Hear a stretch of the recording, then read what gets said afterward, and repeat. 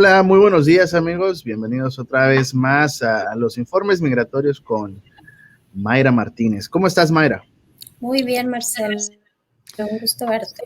Igualmente, pues ya regresamos después de un pequeño breve descanso que hemos tomado y traemos mucha información muy importante, muchos cambios que están pasando y pues poco a poco lo vamos a ir platicando. Pero hoy vamos a hablar de las responsabilidades de los que tienen lo que es la Green Card, la famosa Green Card, los residentes permanentes. Cuéntanos, Mayra, ¿de qué se trata?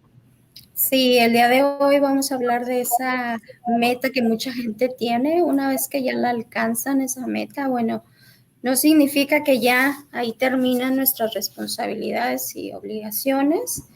Al contrario, tenemos que cuidar ese estatus porque ser residente permanente no es un derecho, es un privilegio, por lo cual todos los beneficios que nos otorga el gobierno a través de este estatus nos pueden ser revocados si es que no cumplimos con ciertas obligaciones y responsabilidades que tenemos.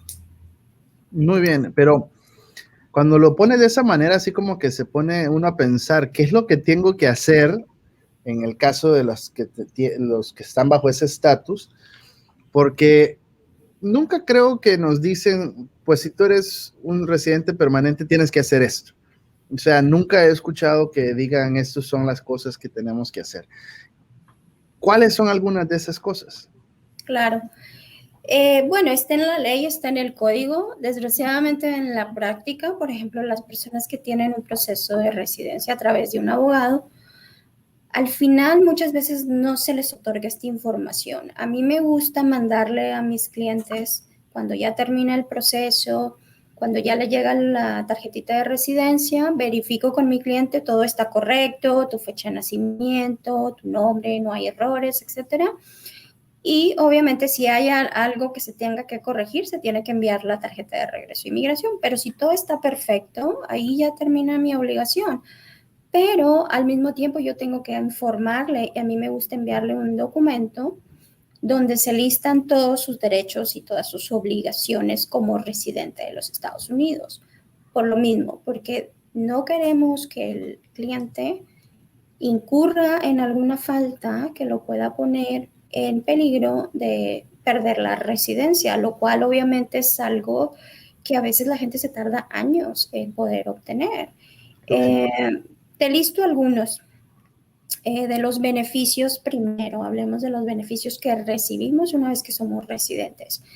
Beneficios son vivir, trabajar legalmente en los Estados Unidos, obtener beneficios, por ejemplo, una pensión del Seguro Social, por ejemplo, ingresos suplementarios o Medicare. Esto quiere decir que al final de nuestra trayectoria, si hemos estado trabajando, bueno, acumulamos nuestros créditos para en un futuro jubilarnos, obtener un servicio médico, etcétera, etcétera.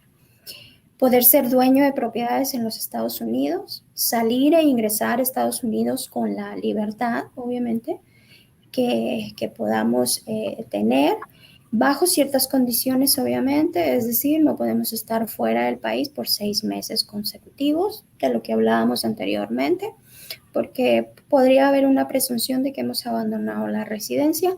También, obviamente, si estamos fuera del país por un año continuamente, bueno, ahí ya hay una asunción, ¿verdad? Por parte de las autoridades que nos dejan entrar al país, de que nosotros hemos abandonado la residencia y tendremos que demostrarle al juez que es lo contrario. Okay. Asistir a escuelas públicas y colegios, unirse a ciertas ramas militares, es decir, ser parte de las Fuerzas Armadas de los Estados Unidos, obtener una licencia de manejo, comprar y ser dueño de una arma de fuego, obvio bajo las restricciones y leyes locales, dependiendo de dónde vivimos, y podrás someter peticiones con inmigración para algunos familiares inmediatos. Es decir, si yo soy residente de los Estados Unidos, puedo pedir a mi esposo, a mi esposa, mis hijos menores de edad y mis hijos mayores de edad, mayores de 21 años, siempre y cuando no se hayan casado. Si son solteros, yo los puedo pedir como residente. No requiero esperar a ser ciudadano para ello.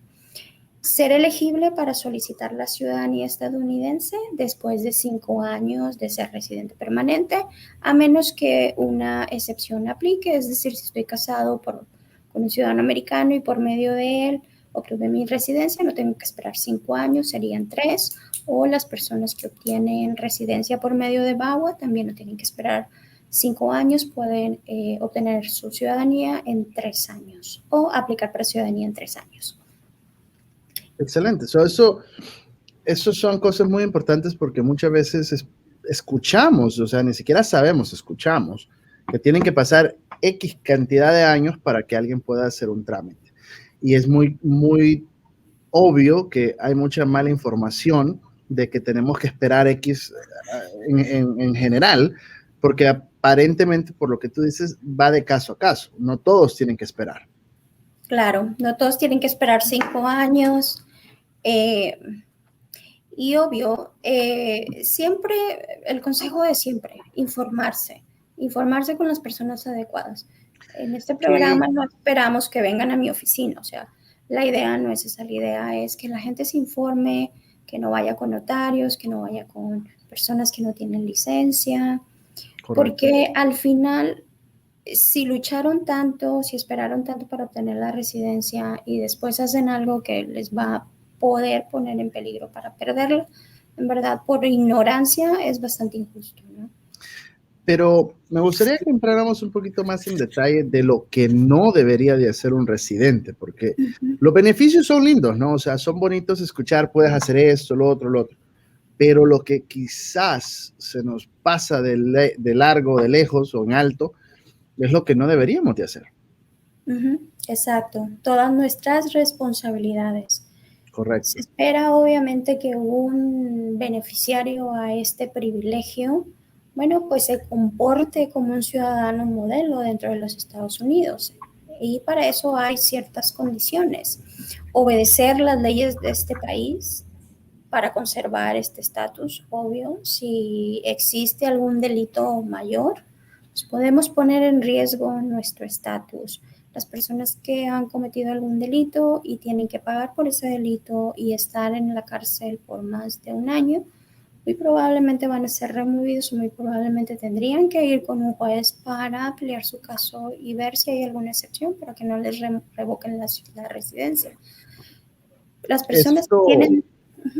¿Esto aplica por cualquier caso legal que tengan abierto por algún misdemeanor o qué específicamente, qué caso? Un delito mayor porque una felonía, un delito mayor es por lo regular cuando tú ya tienes una sentencia de pasar en la cárcel un año, ¿no? Entonces, pero una vez más, es de caso a caso, tenemos que evaluar, pero regla general, si es que tú ya tienes una sentencia para pasar en la cárcel un año, obviamente es muy probable que te van a poner en un proceso de remoción, que vas a tener que ir con el juez y tal vez te revoquen la residencia. Wow. Hay excepciones, obviamente no es para todos. Algo que sí es muy, muy delicado es cualquier delito con drogas. Si tenemos algún delito con drogas, obviamente no hay excepciones, solamente una muy pequeña, pero regla general, si tenemos algún tipo de incidente con drogas, vamos a ser removibles del país, vamos a ser enviados a una corte, se nos va a quitar la residencia, obviamente tenemos que pagar por ese delito, etcétera, etcétera, pero la única excepción que existe para leyes migratorias en cuanto a cuestiones relacionadas con droga es si a mí me detienen con 30 gramos menos de marihuana, porque obviamente es para uso personal, pero si a mí me detienen con 1 gramo de cocaína, yo soy removible, porque la excepción es solamente marihuana, 30 gramos o menos, o así nos pasemos 1 gramo, 31, ahí nos va a tocar a lo mejor trabajar con un abogado penalista para que se haga algún arreglo, se baje obviamente el cargo, etcétera. No sé, ya esas son cuestiones de un área que no es de mi conocimiento, pero siempre es bien importante, si nosotros tenemos problemas con drogas, asesorarnos bien con un abogado penalista, pero a la vez tenemos también que asesorarnos con un abogado de inmigración, porque el abogado penalista va a saber hacer su trabajo, que es que te saquen de la cárcel o que te den una sentencia menor, pero no se va a saber obviamente los pros y los contras y las leyes migratorias. Claro. Entonces, ahí tienes que trabajar con ambos abogados en conjunto para que obviamente salgas librado de tu situación penal, pero al mismo tiempo no seas removido del país. Entonces, sí es algo un poquito complejo. Otra de las obligaciones o de lo que no podemos hacer es registrarnos para votar en ninguna elección. Nosotros no podemos registrarnos, nosotros no podemos votar en una elección. Este es un derecho exclusivo de los ciudadanos americanos. Solicitar un pasaporte estadounidense, tampoco. Hacer una afirmación de que somos ciudadanos americanos, como te he comentado anteriormente, esto es uno de los delitos o de las faltas migratorias, ¿verdad? Que no tienen perdón. No va a haber manera de que yo obtenga una residencia si hay evidencia de que yo en algún momento hice una declaración de que yo soy ciudadano de este país. Casarse. Casarse con una persona, bueno, con más de una persona al mismo tiempo. La bigamia obviamente está prohibida, no podemos hacer eso. No fallar en mantener a tu familia, pagar manutención a tus hijos. Para inmigración es muy importante que no tengas por ahí alguna adeudo de child support. Es bien, bien importante la manutención a los hijos. Especialmente cuando está ordenada por un tribunal civil o por un juzgado civil. Hay una orden de que mantengas a tus hijos y no debes de fallar en eso. Obtener ciertos beneficios públicos disponibles solo para ciudadanos americanos. Es decir, sí, yo como residente puedo obtener beneficios para los cuales yo califico, pero si hay algún beneficio que es exclusivo para los ciudadanos, como yo no soy ciudadano, yo no puedo estar aplicando esos beneficios. No abandonar nuestro estatus, es decir, no salir del país por periodos muy prolongados. 6 meses consecutivos, obviamente no debemos. 1 año tampoco, a menos que tengamos una razón, ¿no? Tal vez nos enfermamos, no podíamos regresar, pero todo eso se tiene que evidenciar. Si sucede algo así, lo ideal es que antes de que regreses, pues trates de hablar con una persona. Con tanta tecnología, puedes hablar con un abogado vía Zoom para que te prepares al momento de regresar. Si es que te cuestionan en la frontera o en el aeropuerto, estés preparado. Me quedó una duda y regresamos a lo que era de los 30 gramos de marihuana. Algunos estados la marihuana es legal. ¿Qué pasa en ese caso? Porque obviamente Texas no es legal la marihuana, pero supongo que en otros sí. Bueno, recuerda que las leyes migratorias son federales, entonces está en el código, regla general, tú no puedes estar lidiando con marihuana así en tu estado sea legal. Queda claro entonces que no importa que estés en California, no puedes traer 31 gramos de marihuana porque obviamente contaría en contra. Muy interesante. Una de las cosas que también me quedó ahí la duda es los trámites que muchas personas pueden querer hacer sin ser ciudadanos, obviamente como votar, etcétera, no pueden, no les corresponde, pero una pregunta, ¿hay alguna manera que ellos puedan hacer ese trámite? Obviamente no ser ciudadanos, o sea, pienso que el sistema automáticamente bloquearía eso porque no son ciudadanos. Bueno, eso es lo que todos creemos, pero en realidad, en la práctica, la verdad es que todos los sistemas de todas las diferentes dependencias de gobierno no están homologadas, es decir, no es que estén todas coordinadas y que tú entres a un sistema general y sepas de toda la vida de una persona. Obviamente no hay una comunicación. Entonces, pero sí sucede, me ha sucedido con gente que quiere aplicar para la ciudadanía, que vienen y dicen, bueno, es que a mí me llegó un formato y yo me marqué que era ciudadano. Entonces ya me registraron para votar. Nunca he votado, pero ya me registré. Entonces, y aparecen, si tú te vas en línea, tú los vas a ver que están registrados. Se pensaría que hay un sistema donde pueden corroborar si esta persona es ciudadana o no, pero en práctica no existe, no hay una manera en que ellos puedan verificar si eres ciudadano o no. En caso hubiera una entrevista de migración en la que ellos se quieren hacer ciudadanos, ¿hay de alguna manera que eso salga ahí? Bueno, recuerda que en la aplicación de ciudadanía hay una pregunta donde te especifica o te pregunta específicamente, ¿alguna vez te has registrado para votar o alguna vez has votado? Si esto ha sucedido, obviamente lo tienes que hacer, Público. decirle que sí, marcar sí, ¿no? Y dar una explicación. Entonces ahí está el dilema, porque si tú marcas que no, pensando, bueno, ¿cómo se van a enterar, verdad? Bueno, pues tú estás firmando esa aplicación bajo juramento de decir la verdad. Entonces,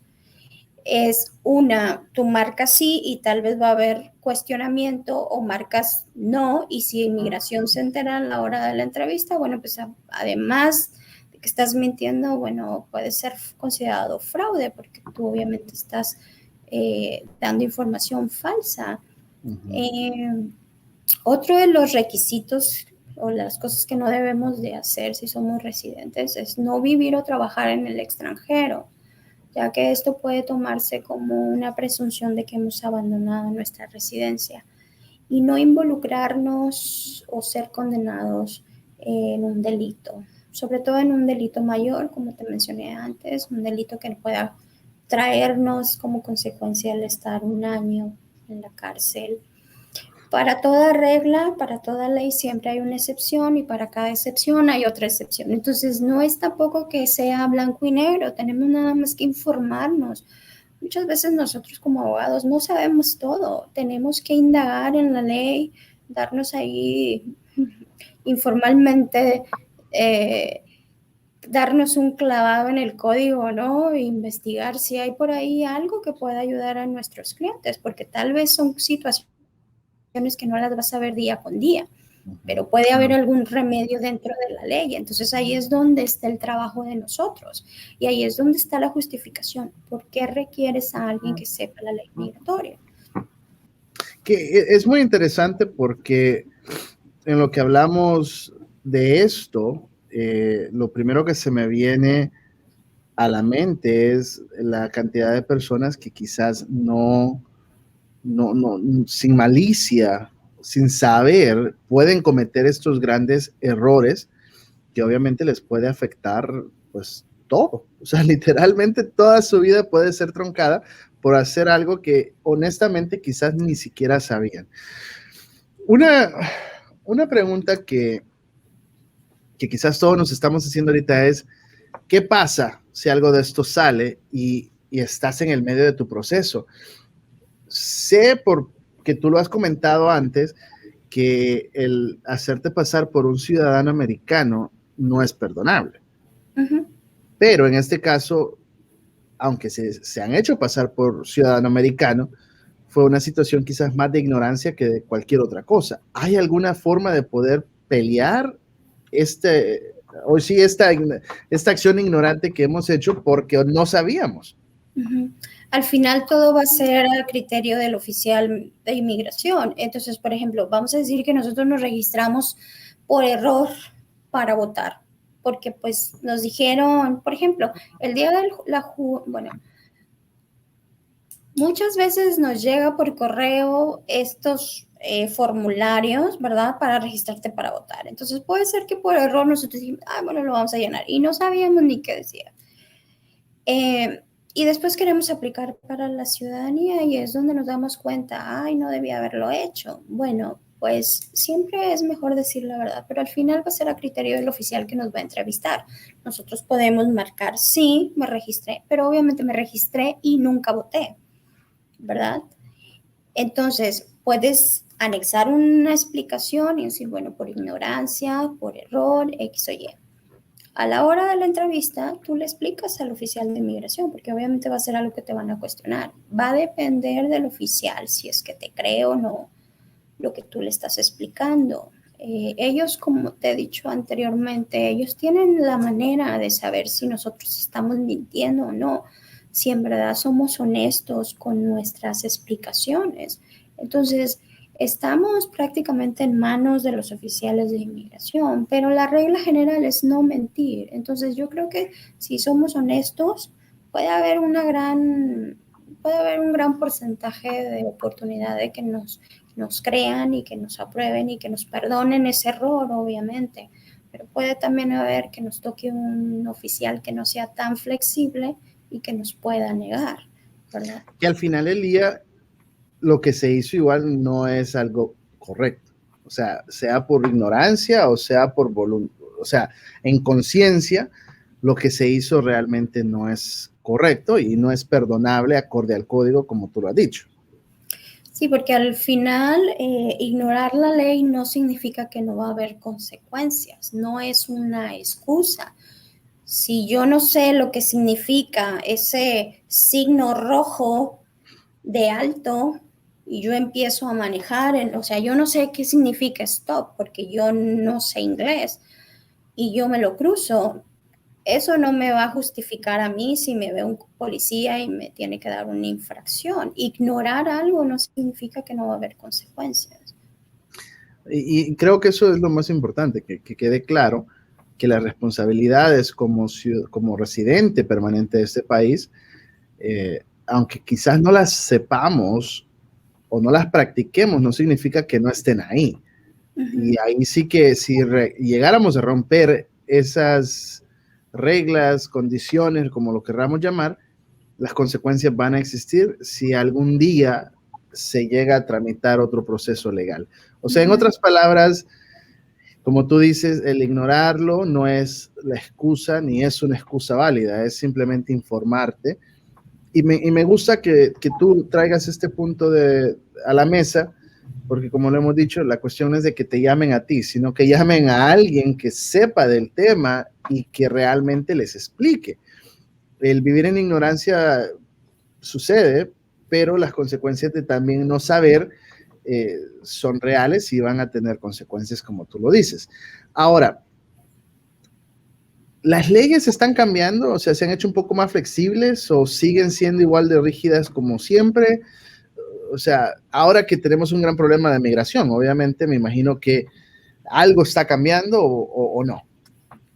No, las leyes siguen siendo las mismas, no ha cambiado.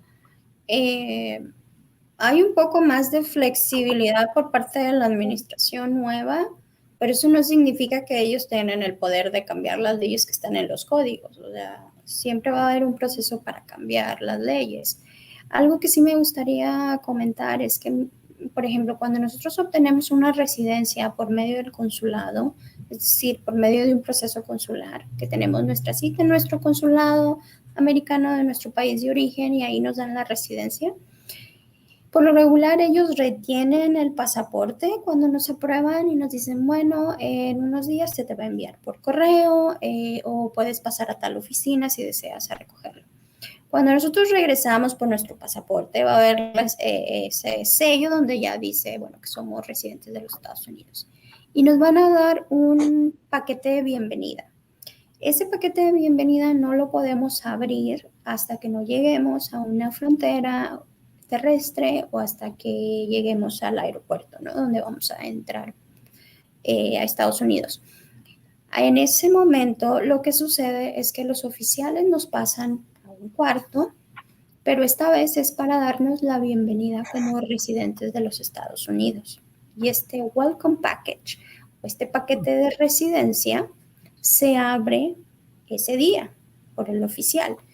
Y ahí es donde nos explican todos estos derechos y responsabilidades. Esto es una formalidad que se realiza para la gente que procesa sus residencias fuera del país. Desgraciadamente eso no existe dentro de, o sea, si nosotros ajustamos o obtenemos la residencia dentro de Estados Unidos, muchas veces nosotros ni nos enteramos de cuáles son los requisitos, responsabilidades, obligaciones, ¿no? Quiero suponer que cuando recibimos la residencia también nos debe de llegar algún documento haciendo todo este listado. La verdad lo ignoro porque no es mi caso que yo haya recibido alguna vez una residencia por correo. No me he tomado el tiempo de preguntarle a mis clientes, pero voy a hacerlo porque la verdad es que no estoy muy segura si ahí les incluyen algún paquete de bienvenida también. Entonces, si ese documento existe y también se te envía junto con la residencia, pues no debería de haber excusa para no saber cuáles son nuestras responsabilidades y nuestras obligaciones y nuestros derechos, ¿verdad? Y fíjate que me acabas de decir algo que se me vino a la mente, y es cuando tienes tú que renovar tu licencia de conducir. Y a veces se nos olvida que de vez en cuando nos piden ir a la oficina del DPS para revisarte tus ojos. No te hacen un examen, pero te revisan los ojos. Entonces, creo que es cuestión de que nosotros nunca refrescamos lo que ya pasamos, y creo que aquí debería de ser una de esas cuestiones, como tú dices, de que si envían un paquete y eres un residente de los Estados Unidos, regresar y ver si te llegó ese paquete, o averiguar qué es lo que, cómo es ese paquete de bienvenida, porque creo que es muy importante que todos sepamos y refresquemos nuestras mentes, nuestras responsabilidades, porque al final son responsabilidades con este país que ha acogido a todas las personas que vivimos acá y que no somos de acá, porque esa es la verdad. Y eso siempre lo digo, a veces se nos olvida que tenemos que adaptarnos, aceptar y practicar las leyes de este país, porque es donde vivimos. Y a veces se nos va la onda y vivimos como que viviéramos en la tierra libre y ni siquiera somos de acá. Claro, claro. Algo que comúnmente yo le explico a mis clientes cuando vienen a consultar y tienen hijos que no tienen documentos, que tengan mucho cuidado con los muchachos, ¿no? Porque muy posiblemente ellos tienen amiguitos ciudadanos en la escuela, ¿no? Pero lamentablemente estamos en una posición de desventaja. Sí, el amiguito igual puede andar, puede utilizar drogas si lo desea, porque pues están en una edad, ¿verdad?, que quieren probar todo. Pueden Claro. pueden manejar ebrios si lo desean. ¿Por qué? Porque ellos al final sí van a tener una penalidad por eso, pero no van a ser deportados. La diferencia a alguien, un muchachito que no tiene documentos y se junta con estos muchachos que pues hacen cosas que no deberían de hacer, es muy diferente, porque las repercusiones para estos muchachos que no tienen documentos y que sienten que pueden hacer lo mismo que los otros, pueden terminar deportados. Y Entonces, entendí, en las escuelas los jóvenes nunca saben quién es quién, por decir así, ¿no? Y hay muchachitos que son nacidos acá, que andan haciendo cosas que no deberían de, quizás, y viene un muchacho que no es ciudadano, quizás ni siquiera residente, y y de quizás ni repente, siquiera sabe que no tiene documentos porque los padres no se los dicen. qué punto más interesante el que haces, y eso sí que me pone a pensar, y quizás esa sea una de las responsabilidades que como papá deberíamos de considerar hacer, y que los hijos también entiendan que no es que los están sobreprotegiendo quizás, sino que también hay una razón muy seria por la cual los padres se están protegiendo, que no salgan a la calle como muchas veces los jóvenes hemos querido hacer, cuando los padres hacen lo que pueden para protegernos. Yo creo que es tomar conciencia, y si nosotros, por ejemplo, la gente que tiene hijos, sabe que su hijo no tiene documentos, muchas veces por protegerlos nunca les dice nada, pero cuando ya llegan a cierta edad es necesario que los muchachos sepan, porque puede haber repercusiones muy graves si ellos se meten en problemas con el amiguito que es ciudadano, pero el amiguito ciudadano no va a pasar nada, tal vez le van a, no sé, lo van a poner en probation y ya. Pero este muchachito puede terminar en una corte migratoria y removido del país. Lo mismo para los muchachos que son residentes, porque acuérdate que siendo de residente no hay excepciones para las drogas, excepto lo de los 30 miligramos. Entonces, 30 gramos. Entonces, obviamente tenemos que hacer conciencia, y yo trato de hacerles ver a mis clientes cuando tienen hijos de que tomen conciencia, de que orienten bien a sus hijos, porque puede haber consecuencias. Claro. Bueno, pues me da mucho gusto que hayamos tocado este tema, porque creo que muchas personas deben de escuchar esto, ya que necesitan proteger no solamente su estatus, pero el futuro de ellos y de su familia, porque si hay un error ahorita puede causar que nunca puedan llegar a ser ciudadanos e incluso ser deportados por algún error, por llamarle de esa manera, que cualquiera de nosotros puede hacer simplemente por ignorancia o por no saber. ¿Algo más, Mayra, que agregar? Bueno, solamente como último punto, las obligaciones en general para todos residentes, respetar y obedecer las leyes federales, estatales y locales, pagar impuestos, súper importante, federales y estatales. Los hombres entre 18 y 26 años se tienen que registrar para el Selective Service o servicio selectivo, es muy importante. Y llevar prueba de su estatus migratorio si es que se puede todo el tiempo, ¿verdad? Una copia de su tarjeta de residencia en su wallet, en su cartera. Y mantener, esto es súper importante, mantener a inmigración informado de dónde viven. Si nosotros nos cambiamos de domicilio, tenemos que informar a inmigración dentro de los siguientes 10 días. Súper importante, esto puede ser considerado como un delito menor si es que nosotros no lo realizamos.